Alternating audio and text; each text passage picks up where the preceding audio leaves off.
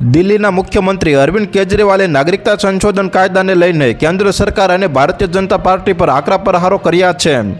અરવિંદ કેજરીવાલે કહ્યું કે સરકાર દેશમાં પોતાના જ લોકોને રોજગાર આપી રહી નથી, પરંતુ પાકિસ્તાન, અફઘાનિસ્તાન અને બાંગ્લાદેશથી લોકોને ભારત લાવવામાં આવી રહ્યા છે। કેજરીવાલે કહ્યું કે ભાજપ વોટ બેંક બનાવવા માટે આવું કરી રહી છે। તેમણે એમ પણ કહ્યું કે સીએએના અમલીકરણ સાથે જ મોટી ભીડ ભારતમાં આવશે અને આ દેશ માટે ખતરનાક છે।